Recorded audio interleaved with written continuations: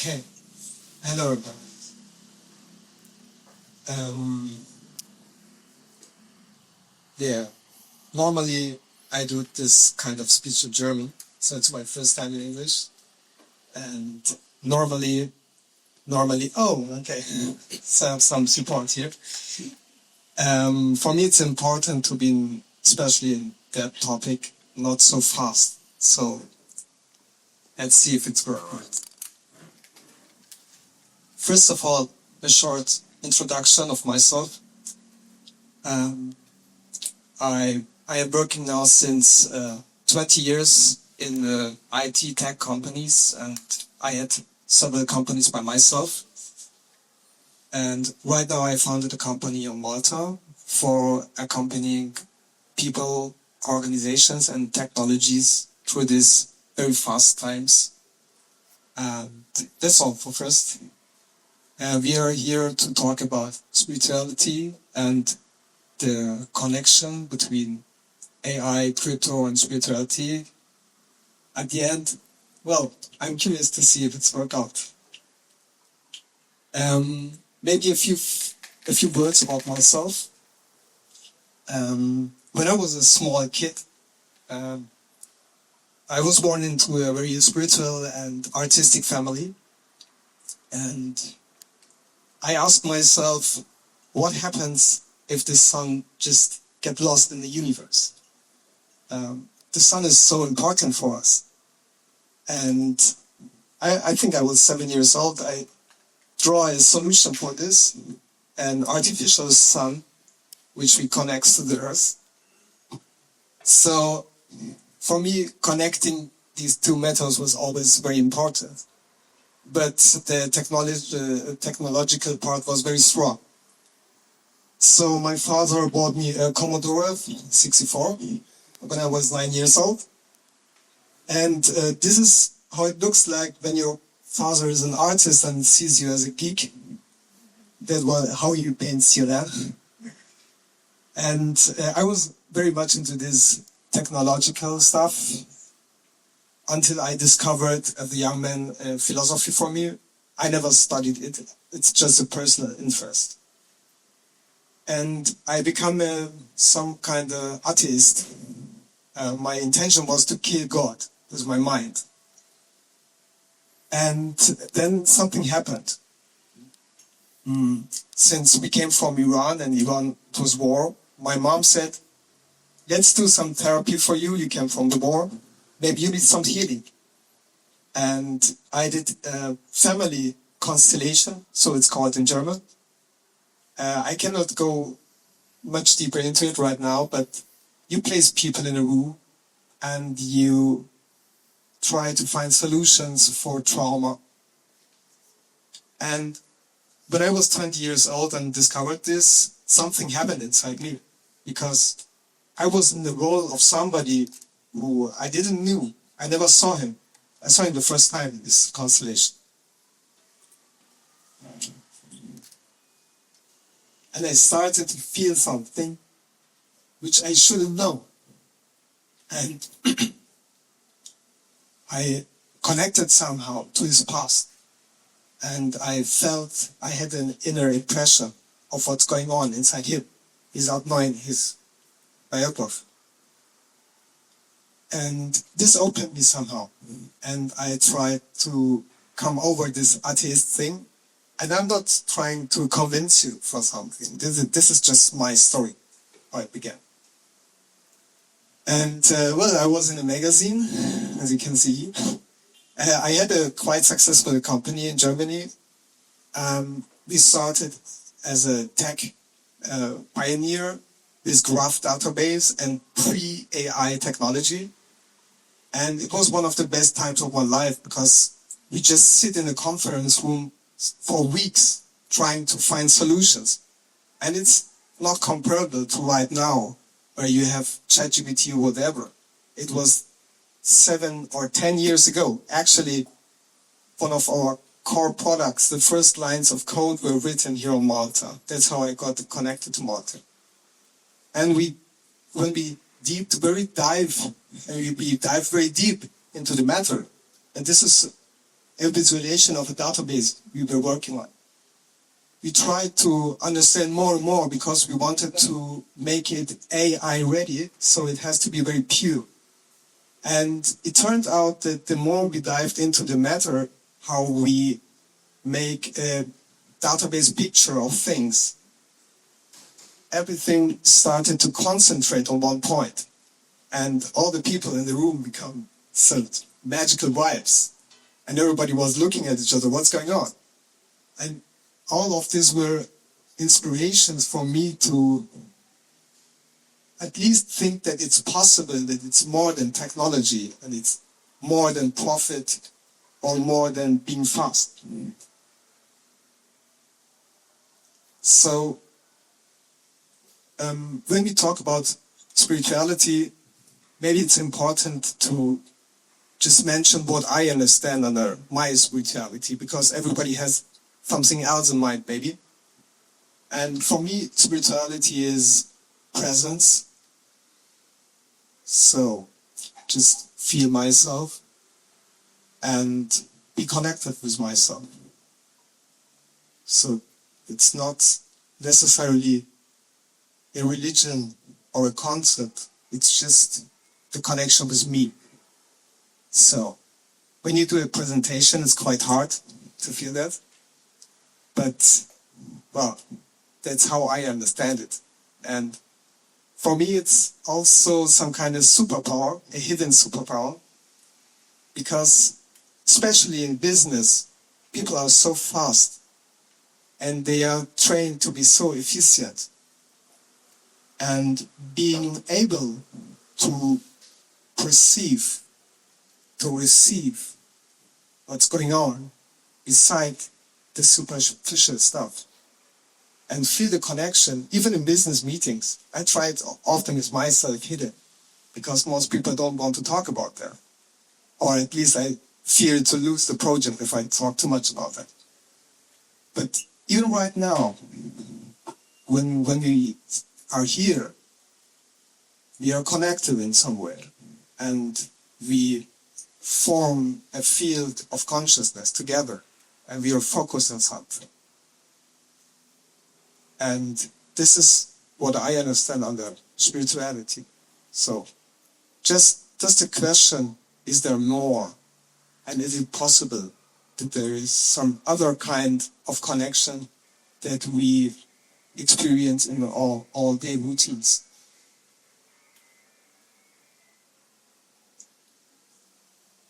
Krishnamurti is, maybe some of you know, is a very famous Indian guy who, when he was born, the intention of him from his parents was that he becomes a world teacher. But he refused this. His aim was just to talk to people and groups. And he said a lot of cool things, but one thing he said, it's no measure of health to be well adjusted to a profoundly sick society. So I don't think that society is sick at all. But for him, it was very important that you experience your own truth and you question your pressure for functionality. And it's a very pleasure to hear his speeches. So if you have time on YouTube, just Google him. And he speaks a very interesting language. And he said that truth is a pathless land. So there are no concepts you follow. It's something that you discover inside you. And nowadays this is very important because our autonomous nervous system is a result of millions of years of evolution. It was made for avoiding danger, for example, wild animals or storms. So when disruptive technology is in our life and things go so fast, we subconsciously dig out these old concepts for these new problems we have. But the problem is that nowadays what is going on is too complex for a nervous system which is from the past. The patterns it has is to flee, so whenever you encounter danger, to flee, to fight, or to freeze, or collapse. And the tricky thing about it is that normally when this happens in the all-day business, you don't recognize it. It happens subconsciously. So for me, this is where spirituality and the connection with you kicks in. It's the awareness and the connection with yourself. All of these fast things going on with you and disruptive things. Nobody knows what AI is going to do with our world in 3 years or in 5 years. So everybody's doing his life, and it's okay. We have to live. We have our projects, whatever. But I'm sure in pretty every one of you, there is this silent process going on, maybe subconsciously, what's going to happen to the world. And this makes something with you. Normally, my perception of this is when I consult companies, that companies subconsciously avoid these new things. Avoidance is a strategy. But the problem of avoidance is, when you avoid it, then somebody else is going to do it for you. So that's what happened right now. I don't want to tell you to stop. It's just having an awareness about it. Because when we as a collective avoid things because they are overwhelming, then the power is concentrated in the hands of a few. And after a few years, we wake up and ask ourselves, how could this happen? And the best example you all have in your pockets. I'm a guy of the first hours of the internet, at least in my town. And we were very, very sensitive about what Microsoft leaches from your computer. And every bit was analyzed. Okay, what's this? What are they going to do with your information? And somehow we got broken. Because right now, 50 smartphones are listening to us, now where we are. We gave up. You know? We gave up because we were overwhelmed by the fast technology. And we saw the convenience, like the mice who sees the cheese in the trap. And so we have the situation right now, and we somehow accepted it. But I'm sure if we would have looked at it more conscious 20, 30 years ago, if it would be in a more conscious, connected way as a society, if we would know that we are connected to each other and we have a voice, then maybe the one or the other thing would have turned another way. I don't know. I want to quote another philosopher, Martin Heidegger. I love German philosophers. I'm a German engineer. I love German language. And Martin Heidegger has some dark spots in his history because of the Nazi regime, but his philosophy is very unique, might is. He was a very introverted guy, no jokes, but in the same time, for him it was very important to teach as a professor his philosophy. And he did something which is very important in my opinion for what is going on right now in society. He made up a lot of philosophical thoughts about technology. And he said technology is not a merely instrument. We experience life through technology. It's not just something we buy, we use, or whatever, we drive. It is somehow a way to the world. And in the same way, we are forming technology. And in this dynamic, there is a danger. Actually, I don't want to talk about so much dangers, but that's maybe the best way to describe it. Because the question is technology a product of you? Or are you a product of technology? So this was one of his main things. And to describe the different ways technology can be seen, he used Aristotle. The four causes, some people might know who are into philosophy, maybe not. And the four causes, it's something somebody thought about it 2,000 years ago. How comes a thing into its form? And Aristotle defined four ways. What it is made of,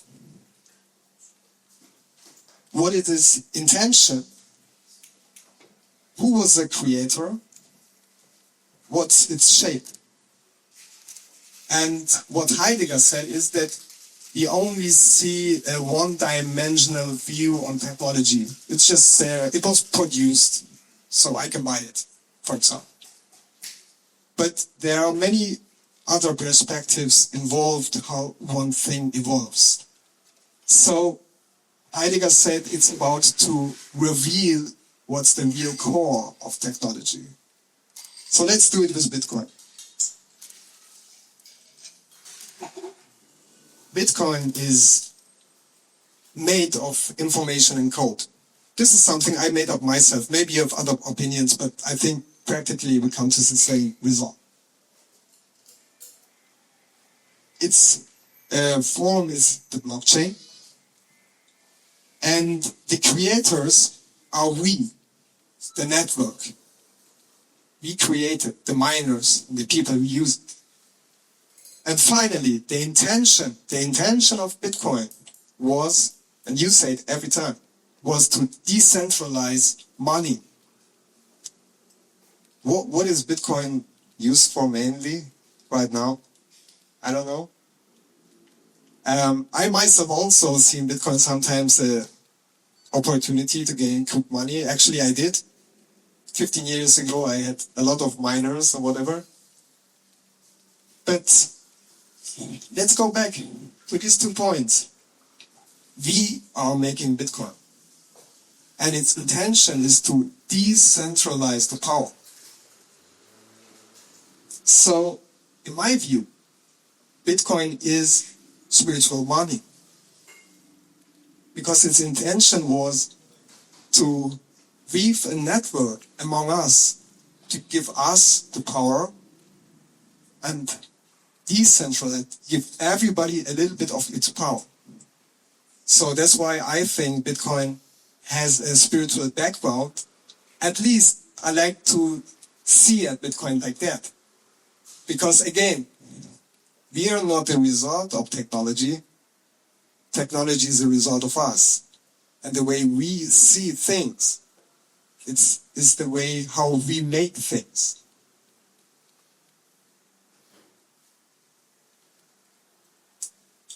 The same or something similar with AI. For me, a very spiritual question is, what happens to our egos when the machine does it better than us? We know AI is going to at least change or maybe take away a lot of workspaces, change companies. But what remains of us? And from a therapeutic view, I'm not a therapist, I accompany people a little bit, but my main field of work is technology and organization. But what remains from us?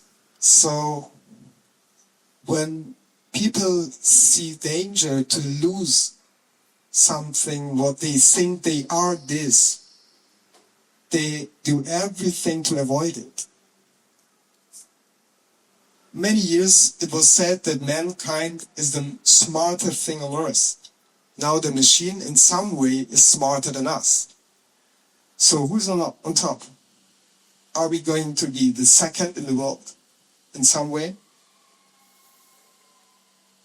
I don't have answers, but I think that this dynamic makes us to avoid AI. And that's the worst thing what happens, in my opinion, when such very important things fade into absence because we are afraid of it on a subconscious way.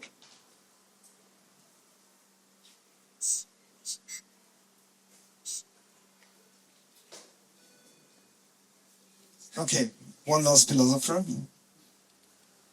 I love Nietzsche. Did anyone heard or read Zarathustra? Oh, yeah, this is good. It's, you won't believe me. It's a pleasure. You can hear it as a audiobook. Yeah, it's very well spoken, and it's very nice. It's so dramatic and poetic. He's a contrast to other philosophers, and one of his thoughts was the camel, the lion, and the kid. And one of the sentences I love most from him was, man must perish through his virtues. So this refers to the camel. In his metaphor, the camel bear the burden of learning the past. So all of these egos and concepts we carry in us and we produce, we have as a load on our back. And the camel travels through the desert because he is specialized in carrying big loads and suffering. This is what he wanted to say. And at some point, the camel doesn't want it anymore and turns into a lion. And the lion has the courage to challenge convention. He's a fighter. And also he's a little bit stubborn. He fights all the you should this, you should that. And after he fought everything, he lies under a palm tree in the desert, an oasis. And he becomes a little bit bored of fighting. And he turns into a child. And the child, in the view of Nietzsche, symbolizes the pure creation. Forget the past. Forget all this burden. Forget, just let go the concept. And create from scratch. And this creation from scratch, this is what, in my opinion, is creation from you. See yourself as the center of creation. So the promise was that something happens today with this. And what is it then? I think, no, I want to ask you something. Without any boundaries or obligations, if you could fully freely imagine what's going to be the future with AI in your inner world, what future do you want to see on Earth with AI? Hard to say. When I was young, I was thinking internet will give us a better world, sharing knowledge, across boundaries with no border, no language barrier. What we have today doesn't look too good either. So. Thank you. Thank you. Thank you. Before we give answers, something before the answer is important to me. When you let this question happen inside you, for me it's interesting, what happens inside you? What do you feel? And there is no answer necessary right now. But I think I feel something. And I think that this is you. So, allowing yourself. And that's somehow a small answer to this big question. I think when we allow ourselves to have a vision of the best AI, of the best crypto, this is a precipice to create the best AI and crypto, just by at least allowing us to have this connection to which vision is inside of us. So somehow the question follows, leads to you. I think the answer is you. And well, it's not a mathematical correct equation, but spirit plus AI plus crypto has something to do with you. And if you manage to somehow feel these questions and turn the quotation tonight, then this is much more than I wanted to achieve right now. Yeah. Okay. That was the speech. Thank you very much. Thank you. We are a crypto-native community that aims to learn and share knowledge together. Join us at Soho, The Strand, every Wednesday to dive into our questions section live.